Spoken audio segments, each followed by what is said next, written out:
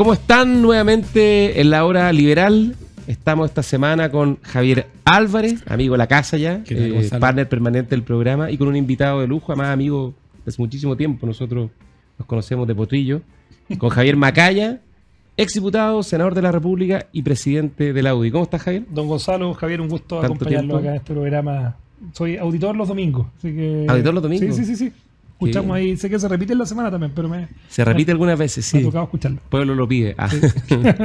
Nosotros nos conocimos hace casi 20 años ya. El 2005, 2004, fines del 2004. Los dos recién egresados. Recién electas los municipios que asumieron en diciembre del 2004. Yo no sé, tú eres abogado. Yo soy abogado. Abogado de la Católica. Sí. ¿Y tú trabajaste en el área jurídica, más bien en el mundo municipal? En el mundo municipal, en el área jurídica en Viña del Mar. Yo me fui a trabajar a la Municipalidad de Viña del Mar en diciembre del 2004. O sea, en diciembre del 2004, hace 20 años. Y yo ahí estaba, en diciembre, comienzo de enero, en verdad. Fuiste a Futrono. Llegué a Futrono. Sí. Somos compañeros de ruta y de generación. Anduve por allá hace un par de semanas, que hay una primaria. Hay una primaria y tenemos... Sí, hay una primaria. Estamos compitiendo porque hay una candidata que es ex concejal, Margot Cárdenas, que es de Bópoli. Está Leonila Gutiérrez. Leonila Gutiérrez, que es actual concejal, que es de la UDI, y están compitiendo. Sí, pero bueno, bienvenida a la competencia. Bienvenida a la competencia, además que la gente decida quién lo representa. Así es. Oye, bueno, muchas gracias, Javier, por venir. Javier, pese a que es bastante joven, tiene una trayectoria muy importante, ¿no? Funcionario, servidor público, funcionario municipal, diputados periodos. Diputado, tres periodos. Desde el 2010 al 2022. El 2010. Llegaste antes que Jaime Belolio, ¿no? Llegué antes que Jaime Belolio. Yo llegué en la generación que llegó Ernesto Silva, Arturo Esquella, la Pepa Hoffman. Arturo eras, pues Arturo estaba en la bancada, por la quinta región era diputado. La Pepa Hoffman, esa era, después llegó, y 4 años después llegó Ramírez, Belolio, todo ese lote. Allá ahí los conocí yo desde La Moneda. ¿Ah? Bueno, Javier, era una carrera meteórica la tuya. Entonces. No tanto, porque usted es muy joven. No, yo hoy día senador. Hoy día senador y te quedan 6 años de senador, ¿no? Me quedan 6 años de senador, sí. 6 años de senador. Oye, Javier, una pregunta. Esto de tan joven partiendo en la política, y ¿de dónde viene esta vocación del servicio público y de estar involucrado en lo público? Yo creo que partió en ese momento en que me preguntaba Gonzalo, que yo conocí lo público ya salido de la universidad. En general, la gente que se dedica a la política y que le gusta de chico. Yo la verdad que tenía otros intereses e inquietudes en mi vida universitaria. Nunca participé en política. ¿No querías ser abogado, digamos? Bueno, de hecho estaba siendo abogado cuando terminé siendo político, porque si bien me fui a la Municipalidad de Viña, conocí lo público ahí, yo ya había terminado esa experiencia pública en mi vida, me había armado con una oficina de abogado, estaba dedicado a eso. ¿Tenía una oficina de abogado? Claro, me acuerdo. Sí, y fue... La verdad que es bien accidental. Yo te podría contar una historia muy romántica, muy bonita. ¿Quién es el culpable? En parte Chadwick, porque fue la cruzada. En parte Chadwick, porque fue una cruzada de... Y si salía 5 minutos más tarde de mi oficina en Roger de Flor, probablemente no me lo encontraba. Él tenía oficina en la esquina, en el bosque. Y ahí me dijo, caminando, una conversación de no más de 5 minutos al frente del Tabeli, me dice: oye, estamos buscando un candidato para San Fernando. ¿Y por qué yo no? Andrés Chadwick era senador. Sí, era el senador, porque se va Masferrer después de 5 periodos, y estamos buscando una persona. Se te ocurre a alguien, te tinca a ti, y aquí estoy, pues. Y aquí estamos. Han pasado... Pero no hay tradición familiar, ni mucho menos. O sea, tengo un abuelo que fue regidor, o sea, que una especie de concejal ahí en mi comuna. ¿Sí? Yo soy colchagüino de la comuna de Placilla. Antes de la reforma municipal de los 80. Tengo un abuelo que fue regidor, y por el lado de mi mamá también ahí tengo algunas personas que más vinculadas a lo público. Mi mamá es prima de Cristian Larroulé. Perfecto. Cristian también te influyó, ¿no? Sí, pues también algo ahí, pero la verdad que poco en lo que yo había decidido. Mira, yo voy a contar una anécdota personal. Nosotros con Javier nos conocimos en un programa de servicio público que se llamaba Joven al Servicio de Chile, un muy buen programa, que permitió que muchas personas, profesionales jóvenes, entraran al servicio público. Eran los tiempos de gloria de la concertación, por lo tanto trabajar en el Estado era muy difícil, imposible en realidad. Había que trabajar en municipalidad, ¿no? Había que tener el timbre o chapa de la concertación, o no tenía ni una posibilidad. Entonces el camino era los municipios, y este programa, la Fundación Jaime Guzmán, lo que hacía era hacer como de puente, ¿no? Como un headhunting de profesionales que estaban saliendo de la universidad y se iban a los municipios. Pero éramos funcionarios municipales. Sí. Yo era SECPLAC, tú eras asesor jurídico, o sea, uno tenía un grado municipal, una planta municipal, el sueldo correspondiente a los municipios, y fue un muy bonito programa, y nos encontrábamos regularmente porque habían encuentros anuales que se hacían. Yo me acuerdo, Javier, mucho porque éramos bien parecidos. En esa época tampoco tenía ninguna participación en política, nada. En la universidad estaba preocupado de los asados, el fútbol. Me interesaba la política como un fenómeno. Y votaba. Y votaba, participaba, me informaba, leía el diario. Pero con Javier conversábamos harto porque éramos de todo ese lote los menos políticos. Por lo tanto, entonces teníamos como más cosas en común. Estaba Guillermo Ramírez, estaba Jaime Belolio, Cristian Valenzuela. Que hacían actividad política en la universidad, que eran ultra politiqueros en la universidad, andaban en el gremialismo muy metidos, Javier no, yo mucho menos, y era interesante ver, y es interesante ver a la distancia, cómo ese espacio fue un semillero de personas que hoy día tienen roles súper en distintos frentes, ¿no? Algunos del Partido Republicano, otros en la UDI, habemos algunos ovejas descarriadas en Evópolis. No, más de uno de Evópolis, sí hay varios. No mucho. Sí hay. Estamos haciendo la cuenta y es como Gonzalo Blumel y... Pero bueno. Oye, pero yo te quería hacer una pregunta a propósito de lo que te planteaba Javier Álvarez. A mí me llegó un libro recién de un querido amigo argentino que lo invitamos el año pasado en Horizontal, Marcos Peña. Marcos Peña fue el jefe de gabinete del gobierno de Mauricio Macri. Jefe de gabinete, para que la gente lo entienda, es como una especie de primer ministro. Y un hombre muy joven. Muy joven, asumió el cargo con no más de 40 años, con mucha expectativa en el mandato de Mauricio Macri, y le tocó una exposición gigantesca y los dos como procesos propios de la política, hablar con la linda y la experiencia no tan linda, ¿no? La primera mitad fue tremendamente positiva, era un tipo que todos pensaban que iba a ser el sucesor natural, el próximo presidente de Argentina, y cuando comenzaron los problemas del macrismo, a él le endosaron todas las críticas y le tocó muy duro, ¿no? Y la salida fue muy dura, salió, se recluyó y escribió un libro que se llama algo así como El arte de subir y bajar la montaña, que es una reflexión personal a partir de su propia experiencia y de otras experiencias con las que él fue intercambiando, digamos, esta experiencia a través de un podcast que tiene muy bueno, que se llama Proyecto 77, y él habla sobre el impacto en la vida personal y especialmente en la salud mental del liderazgo en general y el liderazgo político, ¿no?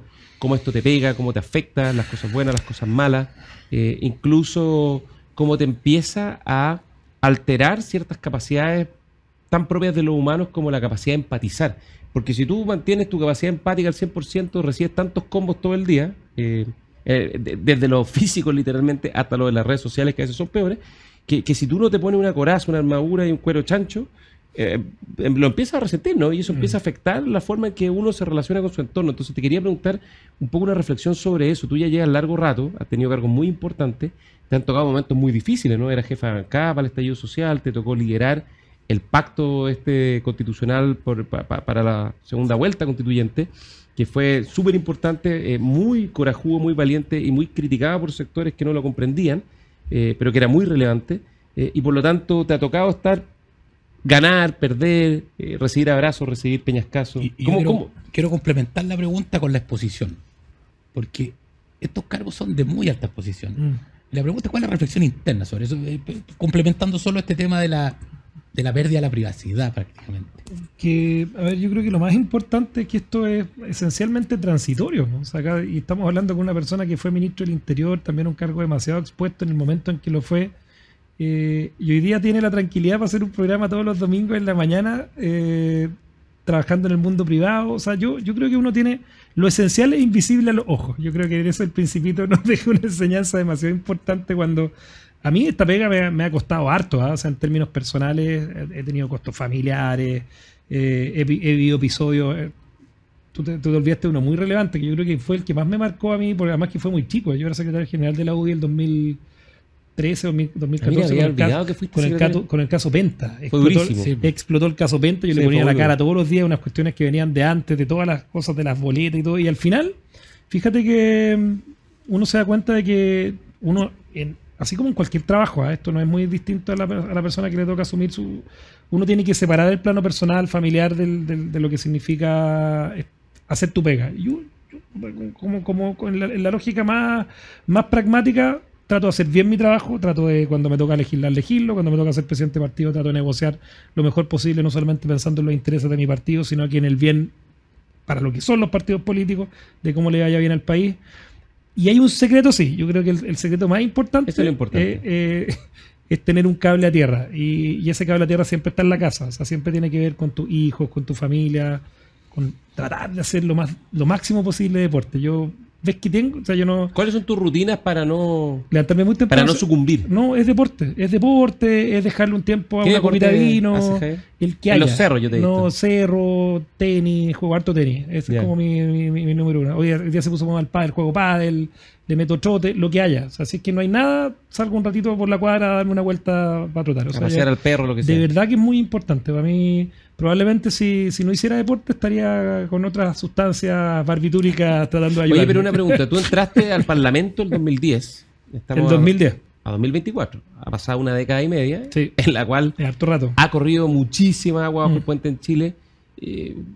¿Cómo has visto el cambio? Además de verse muy negativo desde afuera, ¿no? Pero desde tu primer parlamento hasta hoy día, que ahora está en el Senado, que igual es distinto a la Cámara. Yo creo que otro Chile es un país que tuvo una evolución o involución, desde el punto de vista, dependiendo como tú lo quieras mirar, que yo creo que yo creo que probablemente en el gobierno del presidente Piñera y a ti personalmente les tocó vivirla muy, muy, muy encima, donde habían efectivamente expectativas, demandas sociales que eran reales, que no eran inventadas, que siguen existiendo en el país, pero que se canalizaron de la peor forma posible y fueron aprovechadas políticamente por un grupo que llegó al poder haciendo crítica de lo que era el país en el momento en que yo llegué y la política en el país en el momento que yo llegué, donde habían dos grandes bloques, una concertación que había sido capaz de sacar adelante el país en momentos muy difíciles y la crítica que hizo Boric, toda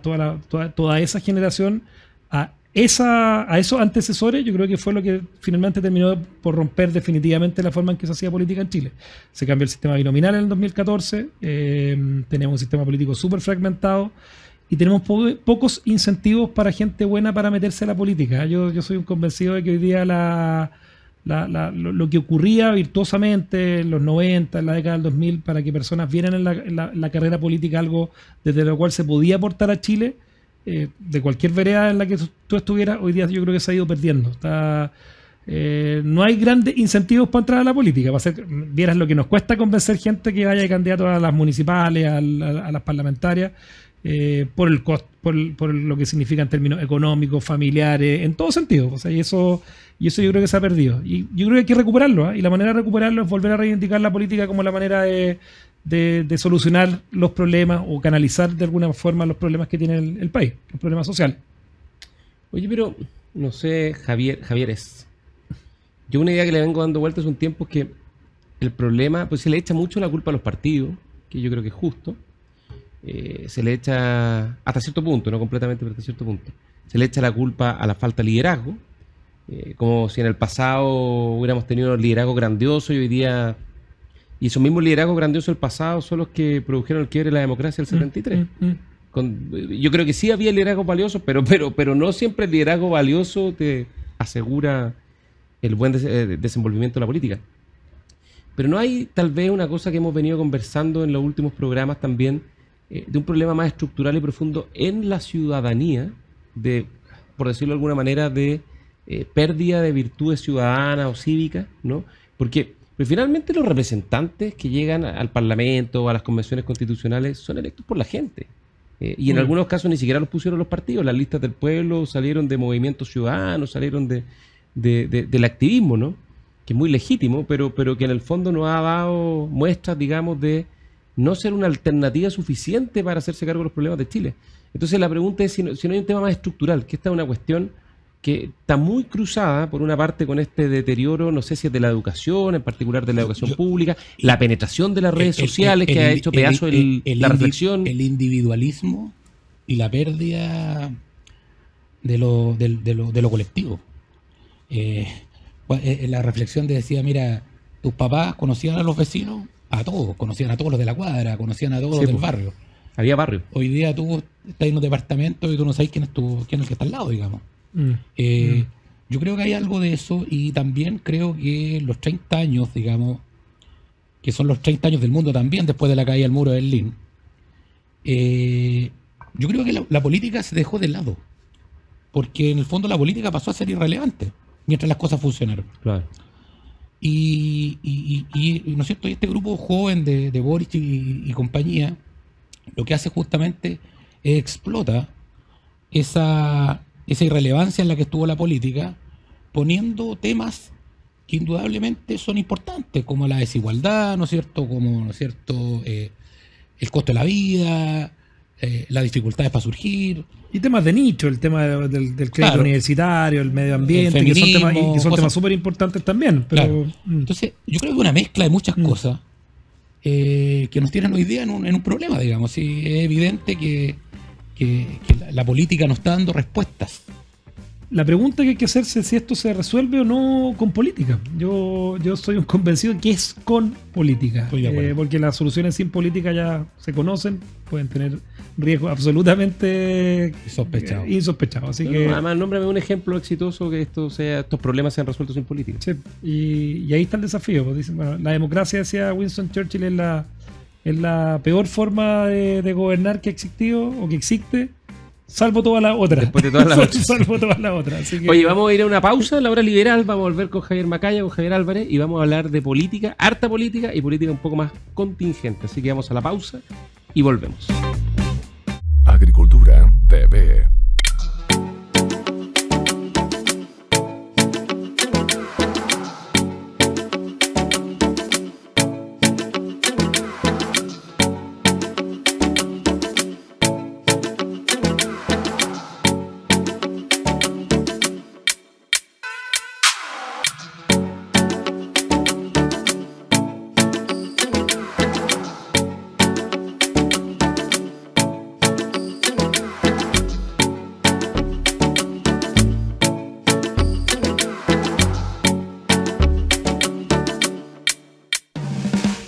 Estamos de regreso en la hora liberal con Javier Álvarez y con Javier Macaya. Y a los Javieres les quiero hacer una pregunta política, ya que estamos hablando de política.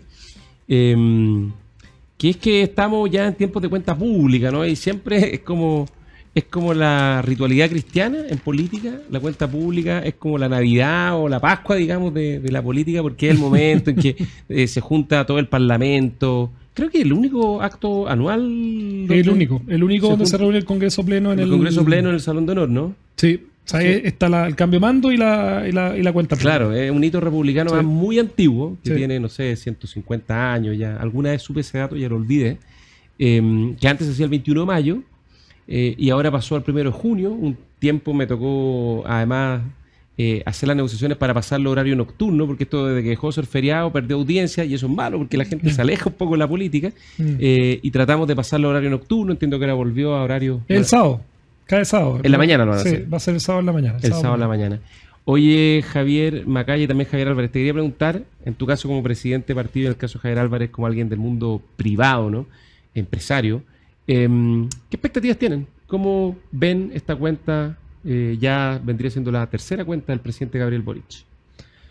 A ver, yo creo que el presidente tiene que procurar alejarse de lo que fue, y tú que has estado muy de cerca en los temas programáticos en su momento del gobierno del presidente Piñera, y esto es una contradicción quizás casi vital para una coalición política, alejarse de lo que establecía originalmente el programa de gobierno del presidente Boric, actualizarlo a lo que es la realidad de gobernar. Yo creo que el presidente lo entiende, ¿eh? Incluso lo ha reconocido públicamente. Acá algunos han ocupado palabras muy fuertes para esto que es el cambio de opinión, sin entrar en ese, porque además me parece que no corresponde hacer calificativos como el que hizo, por ejemplo, José Antonio Cast en España a propósito de este cambio de opinión. Travesti político. Sí, yo considero positivo que el presidente cambie de opinión y se aleje de lo que fue su programa original de gobierno. Y creo que en parte eso se ha logrado por una oposición y una opinión pública y una ciudadanía también que ya no le aguanta al presidente estar alejado de las lógicas de seguridad, de tener mayor empatía con carabineros, de entender de que no podía ponérsele fin a la ISAPRE, y hay un etcétera Ya, pero súper es largo. posible O sea, alejarse cuando la misma yo- semana anterior yo- o hace un par de días han puesto el CAE sobre la mesa Pero es que- reviviendo un debate imposible. Pero es la mejor demostración de que se tiene que alejar, porque yo he escuchado valientes declaraciones de gente como la Paulina Bodanovich, Ricardo Lagos, diciendo que un error gigante. Hablar del CAE, yo sé que hay una pulsión permanente,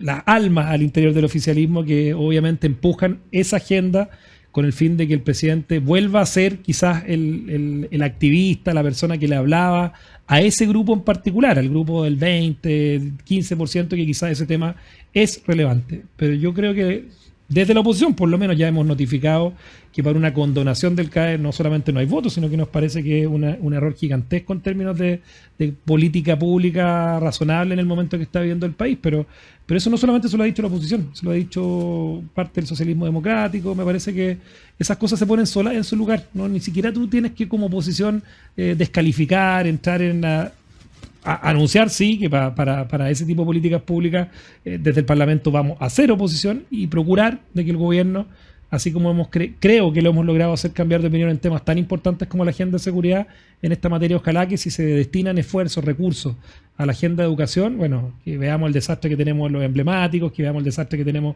en los servicios locales de educación, que pongamos el énfasis donde aquí hay que gastar recursos, que es la primera infancia. O sea, tenemos evidencia de aquello, no nos separemos tanto de la evidencia, y el presidente Boric, así como ha reconocido que es distinto ser diputado o activista a ser presidente, el sillón de O'Higgins, bueno, que aquí lo vuelva a palpar de esa manera, pues, y ese cambio de opinión al final, si termina siendo así, termina siendo bueno para Chile. Javier Álvarez, yo no sé por qué sospecho que tiene menos expectativas. No, yo cuando hablaban de esto me acordaba de la guitarra que le regaló Juan José Osa. La guitarra, sí. Yo creo que la mira todos los días la guitarra y tiene que pensar que es otra cosa con guitarra. Mira, yo expectativa, al gobierno le queda 1 año y medio más o menos. Y electorales, claro, con 2 elecciones. Entonces, tienen muy poco margen de maniobra. Yo comparto plenamente de que finalmente su programa quedó muy olvidado rápidamente porque se dieron cuenta que la mayoría de las cosas eran irrealizables. Pero pienso en los electores, pienso en la gente que votó por Gabriel Boric, ¿ah? Y que tuvo una disyuntiva bien importante también. Y lo que están esperando ellos. ¿No es cierto? Una cuestión bien polarizada, una elección muy polarizada, donde yo creo que la mayoría de las fuerzas democráticas de antaño, digamos, de la concertación, se vieron en esta disyuntiva de que no había centro y tuvieron que apoyarlo. Yo creo que la ciudadanía está descontenta. Yo creo que del mundo que yo estoy, digamos, en el mundo económico, quieren que termine rápido esto, porque definitivamente no hay mucha esperanza. Hay algunas ideas que son interesantes, como la idea, por ejemplo, de terminar con los permisos. Y como lo hemos conversado acá... No es terminar. Es terminar con la permisología, con reducirlo un poquito. Reducir la burocracia. Pero creo que ahí hay algo que puede ser interesante porque, como dicen, solo Nixon puede ir a China, y creo que en un gobierno de centro-derecha la reducción de los permisos, la reducción de la entrada es muy difícil que pase, salvo... Lo intentamos en Piñera 2 y nos agarraron una patada. Una mayoría en el Congreso... Pero te digo algo, Javier, es una reflexión. Yo creo que así como se avanzó en la agenda de seguridad, que ver al gobierno presentando iniciativas o votando favorable, con la excepción siempre de los comunistas o la izquierda más dura, el Frente Amplio, sacamos adelante leyes muy notables que yo dificulto que lo hubiésemos podido sacar con Blumel de ministro del Interior del presidente Piñera. Sí. Y miro hacia atrás, muchas veces hay a mí me tocó sacar la ley antisaqueo, antibarricada. Sí, pero te costó, y yo te digo, fue solo porque en un minuto la violencia fue tal el nivel de amenaza que sintió la gente, y particularmente los parlamentarios, que como iban a Valparaíso veían las barricadas, veían todo esto, que estuvieron dispuestos a... Pero en esa dimensión, Gonzalo, yo no descarto que, por cierto, fuera de lo que es la línea programática original totalmente que podamos cerrar, por ejemplo, un acuerdo que aumentemos la cotización que vaya a la cuenta individual, la capitalización individual, que seamos capaces de cerrar un buen acuerdo en materia de salud que permita la integración pública-privada. Tienen que presentar un proyecto en octubre. Claro. El tema de la permisología, o sea, que tengamos de verdad una mirada al sistema político. Hay comisiones, hay grupos que están trabajando bien transversalmente, que recogen lo que se hizo en su momento por los expertos del Consejo Constituyente. O sea, con esos tres temas ya podríamos decir, oye... y por lo mismo creo que hay agua en la piscina para eso. Sí. Porque, ¿no es cierto? Si joven, hay gente que dice que a Boric lo vamos a tener en la política por 40 años más. Sí. ¿No es cierto? Y eso es verdad. Bueno, yo creo que él... 40, tanto. No, un poquito bueno, tiene 38, es factible. Hasta los 78. Ya, pero pongamos el 30. El presidente Lago lo intentó. Pongamos el 30.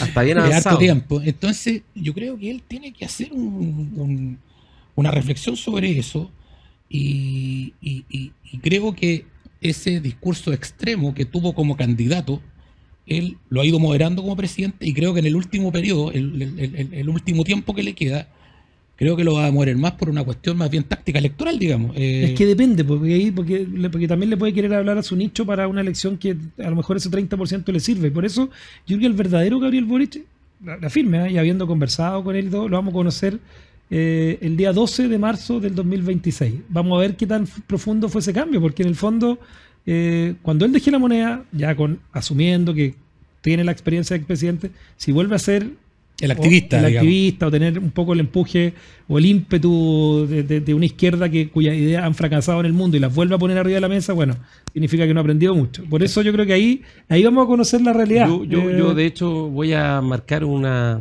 diferencia con lo que dijeron ustedes. Yo creo que da lo mismo la cuenta pública. Creo que no va a pasar nada. Creo que el presidente es prisionero de sus propias promesas, ambiciones y de su barra brava, a la cual no está dispuesto a dejar partir o a separarse. Creo que no se va a alejar de su programa refundacional. Puede que lo ponga en pausa por un tiempo por razones tácticas, estratégicas, no están los votos. Pero claramente él tomó una decisión de proyectarse más allá de este mandato. O sea, tú no le crees a Boric. O sea, no le creo este giro socialdemócrata que Gonzalo Winter dice somos un gobierno del presidente socialdemócrata. Eso no es verdad. Porque, ¿sabes lo que pasa? Si bien yo valoro algunos gestos y actuaciones que él ha tenido, que creo que han sido muy importantes, especialmente el 15 de noviembre para el acuerdo que permitió encauzar la crisis política del 18 de octubre, me pasa que todos estos cambios de opinión, transvestismo, ¿no? Porque creo que el error de José Antonio Caz fue tratarlo de travesti y no hablar de transvestismo, porque la RAE reconoce el travestismo como un cambio de opinión o esconder una opinión bajo la superficie, la opinión real, digamos. Yo creo que tiene que ver sobre todo con que no ha fundamentado nunca, me puede fallar la memoria y me excuso por eso si es así, no ha fundamentado nunca de manera mínimamente coherente o con cierta robustez estos cambios de posiciones. Porque si lo hiciese, dar una segunda vuelta en sentido contrario ya sería imposible, ¿no? Perdería toda credibilidad. Claro, es muy superficial. Yo creo que conveniente en un momento. Los giros son para surfear la hora. Los giros le sirven y creo que está bien, ayudan desde un punto de vista práctico, ¿no?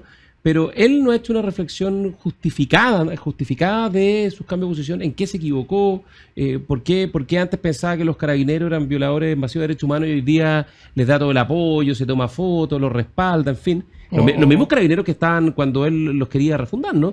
Y no solo él, su coalición. Sí, pues su coalición. Yo creo que hay dos problemas. Su coalición, mira una declaración que salió hace poco este centro de estudios Senda, que representa más bien al mundo del Partido Comunista, y las declaraciones permanentes de los diputados del Frente Amplio. Lo que uno ve es que el cambio de discurso es muy mínimo. Entonces, él no ha justificado su cambio de posición y en consecuencia no ha ejercido ese liderazgo para torcer un poco el rumbo que llevaba su buque, que es el de su coalición. El Frente Amplio, el Partido Comunista, guardo mínima expectativa. Creo que hay oportunismo total. Y en el socialismo democrático es donde yo creo que realmente está por verse qué va a pasar. Porque para mí la gran decepción del 18 de octubre fue el socialismo democrático. Sí, claro. Porque ellos fueron los padres, las madres mayoritarios de los 30 años que fueron impugnados por el Frente Amplio y el Partido Comunista. Y ahí ellos renegaron de lo que hicieron. Guardaron la gran mayoría guardaron un silencio vergonzoso, un silencio patético. De lo que ellos mismos, cómplice. Completamente complicidad activa, ni siquiera vacía en ese caso. Y claro, uno observa algunos giros. Tú mencionaste a Paulina Bodanovich, que de las pocas que ha hecho alguna tímida reflexión, la verdad no hay mucho más. Y le sacan la mugre. Y le sacan la mugre. No hay mucho más. Entonces, yo creo que sí, tú, Javier Macaya, tienes toda la razón, que el 12 de marzo, capaz que sea en un día de descanso, el 12 de marzo del año 2026 vamos a ver qué tan profunda es la reflexión. Claro. Y vamos a ver si cuando un próximo gobierno, que probablemente va a ser de centro derecha, presente leyes para mejorar la seguridad, iniciativas para reducir la permisología, reformas para mejorar el sistema de salud, ¿dónde van a estar sus votos? Obvio. De hecho, hoy día que son gobiernos, la mitad votan en contra prácticamente todo el Partido Comunista y buena parte del Frente Amplio de gente de seguridad. Entonces, la verdad, mis expectativas son bajísimas. No, y además la cuenta pública perdió fuerza también como rito, o sea, con la horizontalidad que tú tienes hoy día en la política, tú agarras este aparatito, te metes al programa de gobierno, lo que está en el trámite legislativo, o sea, como que no. Claro, sirve, tenemos un presidente que lo hace bien en el tema retórico, en la parte discursiva, y sube un par de puntos en las encuestas después de cada cuenta pública, se ha ocurrido en los últimos 2 años, pero yo lo que espero acá es y ahí esa es la reflexión más de fondo quizás que uno puede, que a casi 2 años para que termine el gobierno, no puede dar por perdido los próximos 2 años, por eso yo te digo, en la agenda en materia de sistema político, en materia de seguridad, crecimiento Fue económico. el mismo presidente el que o sea, echó abajo la reforma del sistema sí, político. sí, pero Después, una semana después de decir que como gobierno se iba a comprometer con sacar esa reforma, que es la más importante de todas no, las porque reformas. además se metió un chantaje con la reforma del sistema de pensiones. Pues, Claro, en el fondo eso, claro. por esa razón fue. Ahora yo como estoy en política y creo que al final hay que ocupar todos los espacios y todas las oportunidades, voy a tratar en estos próximos 2 años o 10 meses de sacar adelante esa agenda. Y obviamente una agenda. Yo tengo una pregunta que yo se la he hecho muchas veces a personas que trabajaron en la política en los 90, en los 2000. Yo no sé si en vez de haber ganado las elecciones del 93, la hubiese ganado Arturo Alessandri en vez de Eduardo Frei, en Chile hubiésemos tenido, por ejemplo, un sistema de concesiones de sanitaria. Obvio. Yo creo que no. Yo creo que hubiese sido más difícil. Y por eso hay ciertas cosas que no son parte de la agenda y del programa de gobierno de Gabriel Boric. Por cierto, no están ni escritas. Y está escrito todo lo contrario, que nosotros, no solamente la política, porque esto es de ser demasiado grandilocuente, porque la aspiración que nosotros somos capaces de mover la aguja es la opinión pública, es la gente la que ha sido capaz de mover la aguja y decirle a este gobierno que tiene que abandonar su programa refundacional. Y bueno, y si logramos que ciertos cambios se puedan hacer en estas materias y que le haga bien al país, bienvenido sea, aunque el gobierno suba un par de puntitos por estos cambios de opiniones. De hecho, yo creo que tú hiciste la pregunta, Javier Álvarez, ¿cómo salimos del pozo? Yo creo que la única forma de salir del pozo es cruzar los dedos, que aparezca algún liderazgo que sea capaz de mover de verdad la opinión pública en la dirección de las ideas que funcionan, ¿no? La tenemos ya, pues, ¿no? Yo creo que sí, podemos hablar de eso en el siguiente bloque, de hecho tenemos que ir a una pausa, pero yo creo que el problema no es solo de liderazgo político, sino que hemos tenido líderes que han movido a la opinión pública en una dirección que se probó ser muy dañina, digamos, y la opinión pública también es veleidosa y no está escrita en piedra, y por lo tanto el rol fundamental de un político, del verdadero político, es hacer pedagogía política y liderar a la gente en función de la idea y de las decisiones que hacen que los países progresen. Eso es. Javier Álvarez, antes de irnos a la pausa. No, yo solamente dejar planteado el tema, ¿no es cierto? Parece haber una gran oportunidad para la derecha. Y la pregunta es, ¿cómo se ordena? ¿Cómo se trabaja eso para que esa oportunidad pueda ser materializada? Uh-huh. ¿La derecha o las derechas? Eso vamos a hablar a la vuelta en la hora liberal con Javier Álvarez, Javier Macaya. Vamos a una pausa y volvemos. Agricultura TV.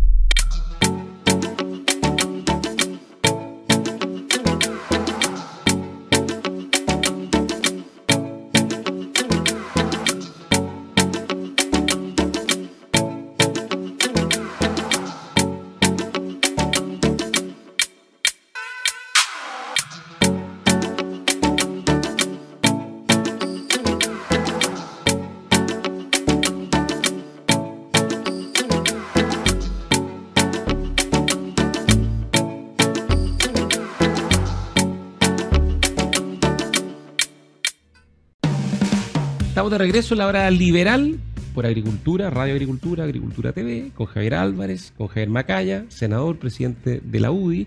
Y Javier Macaya, te dejó puesta una pregunta que yo creo que causó alguna reflexión a nivel de las dirigencias políticas de Chile Vamos y de la derecha o la derecha, centro derecha, a partir de una carta del senador Luciano Cruzco, que es colega tuyo, donde básicamente él dijo, miren, ¿sabe qué más? Aquí tenemos, el gobierno es paupérrimo, sus resultados son muy malos, y esto hay que cambiarlo, y tenemos una oportunidad tremenda, porque tenemos a la principal líder hoy día, que en este caso es Evelyn Matei, digamos, que encabeza todas las encuestas. El mismo José Antonio Kast también tiene una posición muy, muy expectante. O sea, la derecha, la centro derecha, yo el otro día miraba la Academ, cuando tú sumas la intención de voto de la derecha, de los líderes, ¿no? O en este caso la líder y algunos más chiquititos, muy chiquititos, como 40%. Y tú sumas a todos los de izquierda, centro izquierda, nos sumas más de 10%. O sea, una distancia gigantesca. La oportunidad política está, pero plantea Luciano Cruzco que da la impresión que entre la demora de los acuerdos para las elecciones municipales en octubre, ese es el ciclo electoral, las municipales siempre son el anticipo de la presidencial, entre la demora de llegar a acuerdos, de mostrar unidad, gobernabilidad, capacidad incluso de darnos gobierno a nosotros mismos, y de la mano con una ausencia de una reflexión más profunda para tener un proyecto político, creo que él decía, reformista, responsable, y no me acuerdo qué otro adjetivo usó, puede que seamos como el cuento de la lechera, que nos tropecemos con nuestros propios zapatos, se nos caiga el cántaro y perdamos la leche. A mí me parece un poco autoflagelante, y se lo dije a Luciano la reflexión, porque, a ver, por de pronto él es parte también de una estructura política, él es senador de la República. Bueno, pero los políticos... claro, es como decir, señores políticos y tú eres Sí, político. exactamente. ¿Te fijas? O sea, no, yo, Ahora, él no es parte de la y dirigencia no, Bópoli, siendo justo. pero puede serlo y puede asumir roles y puede estar y golpear la puerta. O sea, a ver, yo hemos conversado de situaciones políticas de las decisiones. Debe estar como a 3 caños tuyos. Exacto, o sea, dicho esto, primero hay una reflexión del... A ver, tú recordarás, pues, o sea, en los tiempos que nosotros entramos a la política o a lo público, se ponía de acuerdo Pablo Longueira con Sebastián Piñera a las 12 de la noche. A las 12 de la noche y el día antes. Durísimo. Y eran dos partidos y era durísimo, se sacaban los ojos. Hoy día la derecha o las derechas o la oposición, yo quiero calificar ya no solamente la derecha, es la oposición.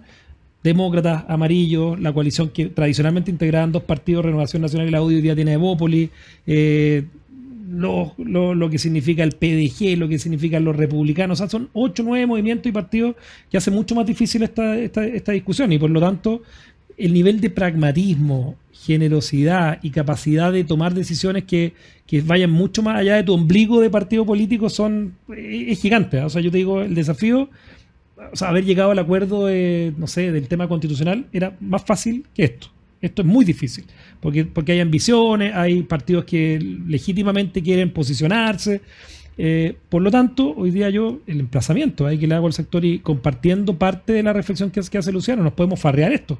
Si no somos capaces de entender de que en la municipal nos podemos farrear la opción del próximo año y asumir, porque casi que se da por entendido de que por la inercia, por lo mal que lo ha hecho el gobierno del presidente Boric, la gente va a darnos un voto de confianza, pero la política no es tan aritmética en ese sentido, y nosotros no podemos asumir, yo creo que tú lo dijiste en una frase, que probablemente el próximo gobierno va a ser de centro derecha.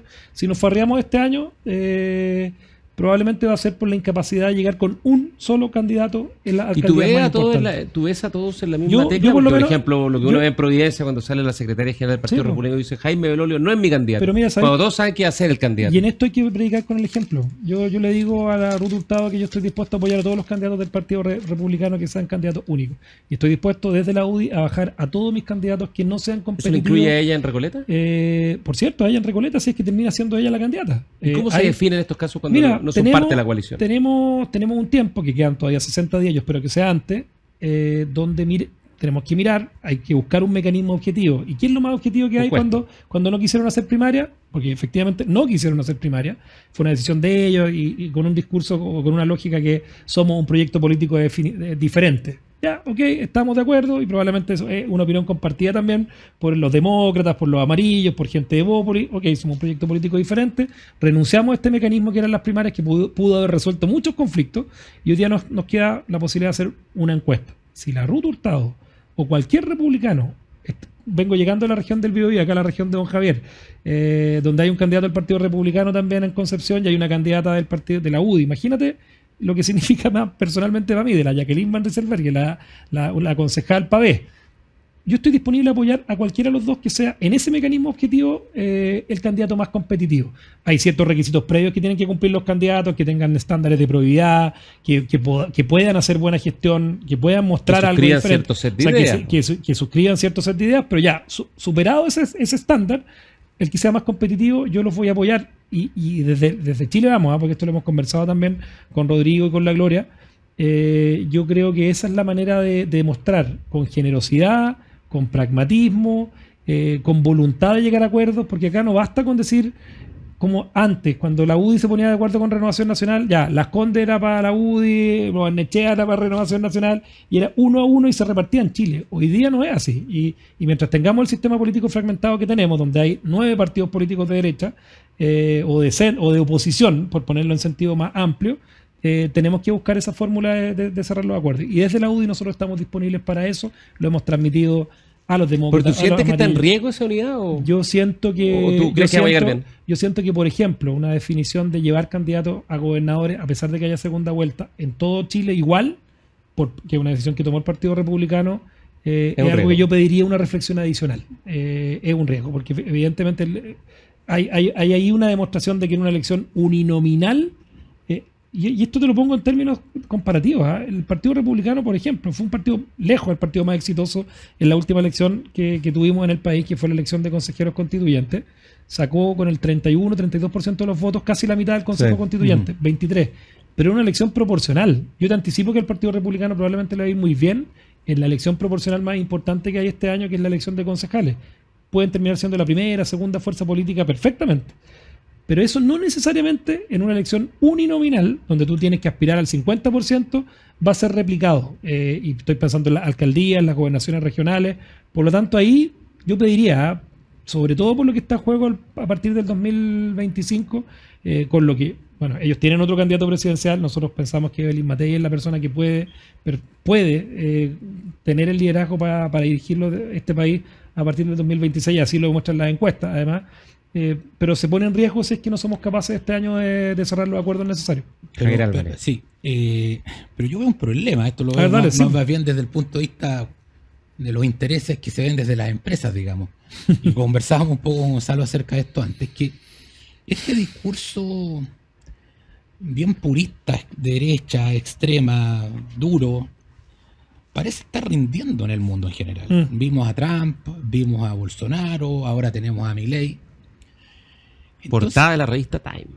Portada de la revista Time. Entonces, la pregunta es, ¿cuáles podrían ser los intereses, no es cierto? Porque de quedar relegado en segundo plano cuando este discurso es un poco separatista, digamos, que no es un discurso que sea cooperador, que sea aglutinante, sino que es más bien yo me distingo del resto porque soy muy distinto, ¿no es cierto? Me separo del resto. ¿Cómo se puede lograr eso, digamos? Porque yo, por ejemplo, veo muy difícil que se pueda lograr un programa de gobierno, que es donde se juntan todas las ideas, ¿no es cierto? Desde demócrata amarillo hasta partido republicano.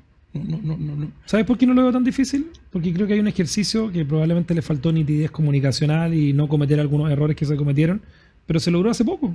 Fuimos en el mismo barco de cara al plebiscito de salida. Estuvimos en la misma opción ya de sacar adelante y eso iba desde demócrata hasta el Partido Republicano. Yo creo que no vamos a hacer coalición. No, pero ahí era un poco más fácil porque estaba en contra de algo que era muy malo.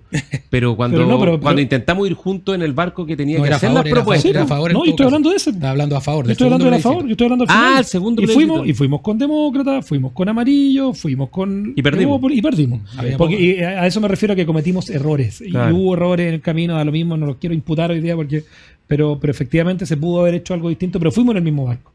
Yo creo, mira, y te lo voy a decir en términos más personales, porque yo he tenido esta reflexión, yo creo que uno de los errores, nunca se habla mal de alguien tan importante, porque probablemente no fue una decisión personal, fue una decisión de la coalición, a propósito del presidente Piñera. Con todo lo que hemos y el legado de él, dentro de las cosas más potentes que hizo, fue estructurar un sector que pudiese volver a aspirar a ser gobierno democráticamente. Pero fíjate que yo creo que cuando partió el gobierno de Piñera 2, tú te recordarás, hubo una decisión que yo creo que hasta el día de hoy también cuesta entenderla y cuesta reflexionar de lo que significó, porque yo me acuerdo que se recibía a los principales líderes de la oposición, a la gente de la concertación, la nueva mayoría en ese entonces, y exprofeso se dejó fuera a Kast. ¿De qué proceso? De la interacción política, de la conversación política. Ya. Él había sido candidato en la segunda vuelta, en la primera vuelta, no le dio, por cierto, o sea, le dio el apoyo, por cierto, al presidente Piñera de cara a la segunda vuelta. Yo creo que de alguna manera nosotros también fuimos responsables de la generación de eso. Hubo algunos nombres que surgieron ahí como posibles subsecretarios, ¿tú te acordarás? Ahí tenemos la primicia, a ver qué. No, yo voy a contar una infidencia. Vale la primicia. Tú fuiste el responsable, ¿no? No, yo no fui el responsable. Él nos lo llamó. No, la verdad, obviamente puede que no haya faltado un poco de talento político, capacidad de interpretar una fibra, sí. Un sentimiento que ya está bastante instalado en el electorado de derecha. Pero no, yo quería contar una anécdota que en ese momento José Antonio Kast no tenía partido político ni nada. Eso tenía un movimiento. Ni siquiera, eso vino después del 18 de octubre, o sea, funda un movimiento, pero después cuando la decisión de transformar una fuerza política después del 18 de octubre. Y un poco antes del estallido social, yo te diría que por ahí, por no sé, mayo, junio, julio del 2019, no me acuerdo exactamente, se empezaron a producir algunos acercamientos y algunas conversaciones. Tanto Mira. así que en algún minuto invitamos al famosísimo cientista político, politólogo norteamericano Francis Fukuyama a dar una charla magistral a La De Moneda. acuerdo. Y El fin me de la preocupé historia. personalmente de invitar a José Antonio Cast. Él quería ir y yo me preocupé personalmente. Tenía un valor político, digamos. Obvio. Y fue. Mira. Y fue. A mí me tocaba, de hecho, presentarlo y surgió la enésima urgencia o emergencia legislativa en Pero mi Valparaíso. punto es que se puede. O sea, Sí, yo y había una Es cuestión que yo muy, creo que no muy, solo se muy puede, inicial. es se debe. necesario. Es- Claro, se debe. Es pero absolutamente déjame necesario. plantearte una reflexión, Javier, porque ahí había unas conversaciones y yo creo que las relaciones eran razonablemente fraternales. todo se rompió O sea, en octubre. Y vino el 18 de octubre y se fue toda la cresta. Sí. ¿Y por qué? Porque yo creo que ahí hay sectores de la derecha, en particular el Partido Republicano, que se empieza a formar en ese momento, que primero se declaran de oposición al gobierno, Mm. que es una cuestión muy fuerte, de oposición, cuando estábamos en el piso. Claro, te pone en el mismo lugar que el Partido Comunista. al final. Claro, no, y una cuestión patriótica era apoyar al gobierno legítimamente constituido y el Estado de Derecho y las instituciones democráticas. Mm. Y ya, bueno, ya fue, digamos, yo escribí un libro sobre eso, así que no voy a repetir mucho los argumentos. Léalo. Claro, cómprenlo. Bueno, si se animan. Pero segundo, también se toma una decisión política, algo parecido a lo que hizo el Frente Amplio, de impugnar a la centro-derecha, a los 30 años, en este caso a la centro-derecha, y más bien buscar sustituirla más que tener acuerdo y tener alianza. Entonces, por eso yo coincido con Javier Álvarez, que yo encuentro que es difícil, yo creo que hay que hacerlo y si llegamos al gobierno vamos a tener que corregir ese error que se cometió en el 2018, que estoy de acuerdo, pudo ser un error. Y va a haber que corregirlo porque mira, ganar no es lo difícil va a ser Así gobernar. es, así Eso va a es. ser el problema. Así Y es. para poder gobernar vamos a tener que poder orientar a la opinión pública y vamos a tener que crear mayoría electoral y cultural. Y Y, por eso para me- eso vamos a necesitar al Partido a- Republicano y Amarillo y a a Demócratas eso y a me todos los que refería Y del ya, crean quiero ver, programa. y ya quiero ver al que ocupa el sillón que ocupáis tú ahí en La Moneda, Al Cespré. hablando del Ceremi de Ñuble, O el de la, interior, no, de de los la cargos. conversa de los cargos. Entonces yo claro. creo que mientras el Partido Republicano no transparente cuál es su decisión, si es buscar ciertos acuerdos en el bien de Chile o más bien ir a la pelea, digamos, y o, que ganen o reemplazar a y la que ganen cara. más mejor. Y Y que solo ganen más que- mejor. o Porque solo- también puede ser eso. Esa frase que solo queda republicano, que yo creo que al final, mira, yo estoy en la lógica del entendimiento amplio de la oposición. El presidente Piñera, además, creo que de las cosas. Lo promovió mucho. Lo promovió mucho antes de fallecer, unidad de propósito. Y ahí la gente se enreda, y los políticos nos enredamos mucho, sobre todo en la lógica de que esto tiene que ser una coalición. Yo creo que el sistema político tiene que cambiar. Por de pronto ahí. O sea, yo creo que uno tiene que anticiparse a lo que, si va a cambiar el sistema político, probablemente vamos a hacer menos partidos políticos. Yo creo que las estructuras políticas como existen hoy día, muchas, en 10 años más, ojalá ya no existan. Tú, Javier Álvarez, tienes una idea a sí, propósito sí, de eso. sí, yo siempre he Si quieres, pensado que planteárselo al presidente de nuestros No, yo partidos. siempre he pensado que Chile Vamos ya en este discolaje que hay de varios partidos podría ser perfectamente una fuerza política unitaria, digamos. O sea, Fíjate partido que político Un partido único. a lo Partido Popular Español, digamos. Fíjate que con Chile Vamos estamos trabajando en una lógica bastante similar a lo que podría considerarse, sobre todo por la diversidad de la oposición, a un partido único, con Rodrigo Galilea, con la Gloria, porque sabemos que además es que evidentemente en el futuro viene una reforma al sistema político, vamos a tener que ser menos partidos. Y eso es parte de una pero hay que cambiar el sistema político primero. ¿Ah? O sea, si no lo cambiamos no tiene ningún sentido. Al contrario, es si no lo difícil. cambiamos... Yo creo que esa idea se va a autosabotear en el mismo minuto que se tengan que poner de acuerdo si la sede está en Suecia o en Antonio Vara. Bueno, Y ahí habrá que acá- buscar una nueva. Habrá que buscar una nueva. Habrá que buscar una nueva. No, es parte pero no viene hoy día esa discusión. O sea, viene si es que somos capaces de ponernos de acuerdo que Chile Pero la reforma del tiene- sistema político tiene un puede empujar hacia puede ahí. empujar algo como eso. Tenemos un sistema político que está súper fragmentado, pero no sirve solo. ¿Ah? O sea, acá al final del día, y son cosas bien impopulares. ¿Ah? Si uno le da importancia a la política como la forma de resolver los conflictos y canalizar a la sociedad, muchas veces va a ser impopular que un partido político tenga más poder. Que la expulsión de un militante o de un diputado en ejercicio termine significando que ese diputado pierda el escaño. Y va a decir, no, esto es antidemocrático, pero al final del día las democracias que funcionan tienen estructuras políticas más sólidas. Y eso es parte de la discusión que tenemos que tener para salir adelante en el momento en el que estamos. Con más política, no con menos política. Oye, con más política y con el recomendado, porque nos tenemos que ir, nos pilló la hora, y siempre a los invitados les decimos, recomiéndanos qué serie está viendo, qué libro está leyendo. Entonces, Javier Macaya, ¿cuál es tu recomendado para quienes nos ven y nos escuchan?